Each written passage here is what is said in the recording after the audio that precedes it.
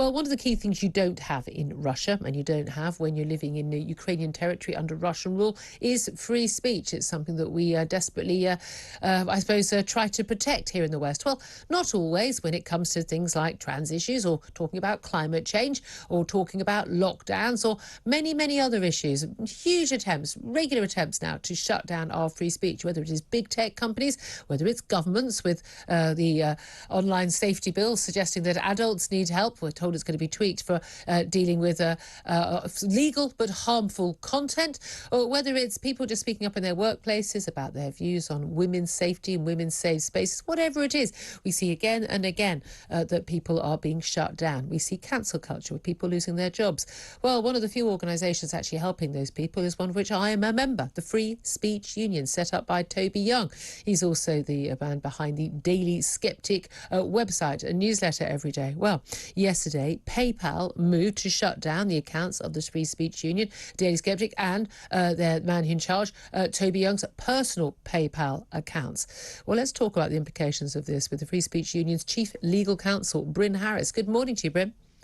Morning, Julia. I heard this from Toby Young himself last night. He was trying to work out how to deal with this issue because, of course, huge amount of money that goes into the Free Speech Union. It's still a small operation, needing to be funded, needing donations, people paying their dues or paying donations. That money comes through often PayPal accounts.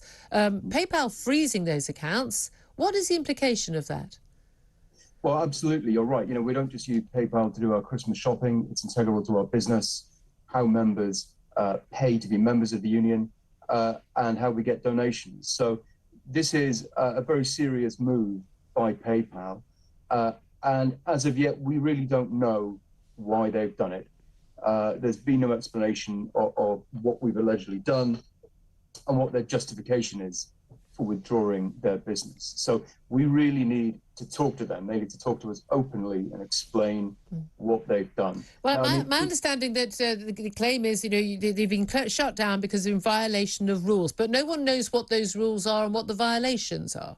That's right. So, there's an acceptable use policy, which has got, a number of, forms of naughtiness, and they've not really pinpointed what we're alleged to have done. So they've basically said, we're cancelling the service because you breached the contract in some vague way. Now, obviously, we can't talk in great details about the conversations that we're going to be having, but we do need them to talk openly to us and tell us, what is going on. Because at the moment, on the face of it, this really seems to be arbitrary and capricious. And just to say, the great thing with PayPal is it's like legal tender. It's always there, and it's reliable. You can use it.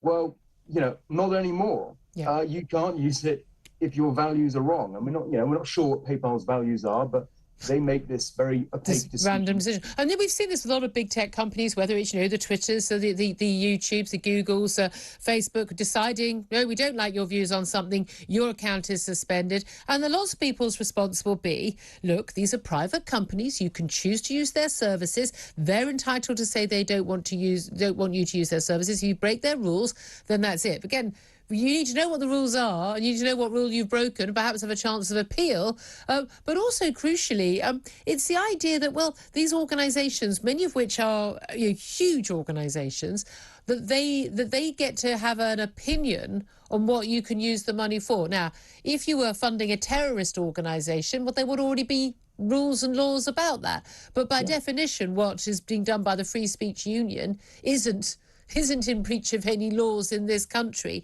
And yet a big tech company like PayPal can just say, yeah, but we don't like it. We get to choose who our customers are. I wonder if they decided, well, we don't want any Muslim customers. We don't want any gay customers because we just don't really approve. I imagine the outcry would be quite large. Absolutely. And the terms are very one-sided, and you'd expect that from a company the size of PayPal.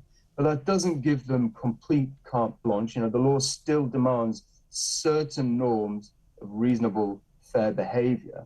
And I think as well, we forget that, yes, PayPal is big and it's powerful. But as you say, we as customers and consumers have a right to choose. And I was thinking, if you imagine supermarkets didn't take banknotes because they didn't like the person on it. You know, they don't like Jane Austen, they don't like a novel, so I'm not going to take your fiver.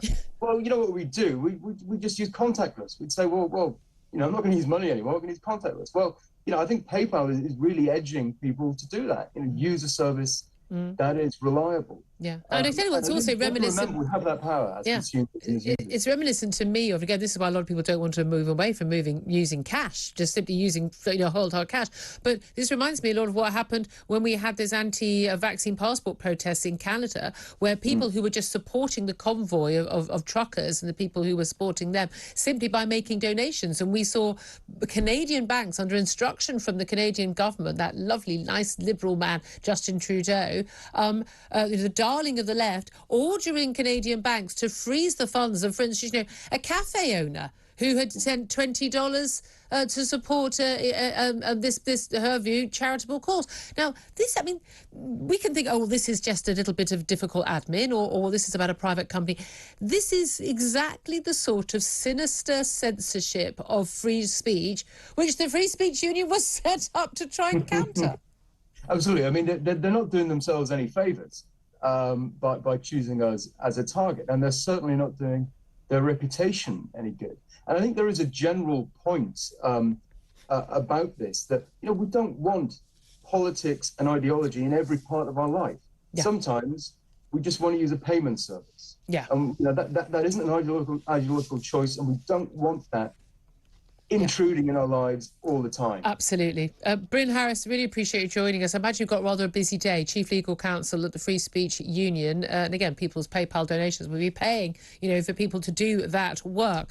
I have to say, I mean, as a member of the Free Speech Union, I'm actually shocked by this. I think PayPal, you should be absolutely ashamed of yourselves. Absolutely disgusting, outrageous behaviour.